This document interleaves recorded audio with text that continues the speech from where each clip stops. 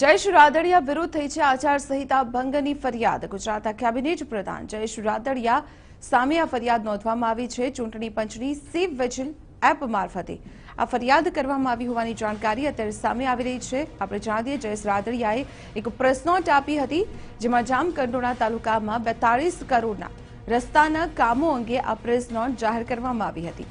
આચારસંહિતા લાગુ છે તેવા સમયમાં રાદડિયાએ તેમના ફોટા સાથેની પ્રેસ નોટ જાહેર કરી અને તેને લઈને ફરિયાદ નોંધાઈ હતી। જામકંડોરણાના ચૂંટણી અધિકારીને આ પ્રેસ નોટ સોંપાઈ હતી અને આ પ્રેસ નોટના આધારે જયેશ રાદડિયા સામે હવે આચારસંહિતા ભંગની ફરિયાદ નોંધવામાં આવી છે। આપણે જાણીએ કે જે દિવસથી લોકસભા ચૂંટણીની તારીખોની જાહેરાત થઈ છે તે દિવસથી જ આચારસંહિતા લાગુ છે।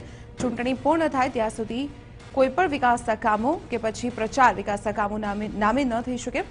વિગતો મેળવીએ સંવાદદાતા અનિલ પટેલ પાસેથી। અનિલ, એક પ્રેસ નોટ જાહેર કરવામાં આવી રસ્તાના કામોના વિકાસથી, તેમાં ઉલ્લેખ કરવામાં આવ્યો અને જયેશ રાદડિયા સામે આ પ્રેસ નોટ બદલ હવે આચારસંહિતા ભંગની ફરિયાદ નોંધાઈ છે। શું છે વધુ વિગતો? ખાસ કરીને જયેશ રાદડિયાના ઓફિસ તરફથી, તેમના કાર્યાલય તરફથી 12 તારીખે એક પ્રેસ નોટ ઇસ્યુ કરવામાં આવી હતી, જેમાં લખવામાં આવ્યું હતું કે જામકંડોરણાના જામાદર અને જે તમામ વિસ્તારમાં 7 મીટર પહોળો રસ્તો લગભગ 42 કરોડ રૂપિયાનો જે છે તે ખર્ચ કરવામાં આવનાર છે। એક દિવસ પહેલા જ, એટલે કે 11 તારીખની આસપાસ આચારસંહિતા જયારે લાગુ થઈ ગયું હોય ત્યારે એવા કોઈ પણ પ્રકારના પ્રયાસ ન થઈ શકે જેનાથી લોકોને લાભ અથવા લોભ લાલચ આપવાની જે વાત છે તે કરી શકાય। છતાં આ મુદ્દે આ તમામ પ્રકારના પ્રયાસ કરાયા, જેના કારણે અમદાવાદના એક રહીશની આ બાબત ધ્યાનમાં આવી અને તેમણે એ જે સી વિજિલ છે તેના ઉપર ફરિયાદ કરી હતી।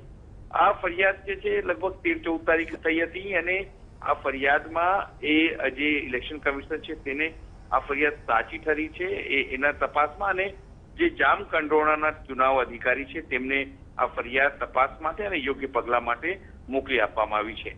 એટલે એવું કહી શકાય છે કે જયેશ રાદડિયાની મુશ્કેલીઓ કદાચ વધી શકે છે જો કોઈ એમને નોટિસ કે ખુલાસો પૂછવામાં આવશે।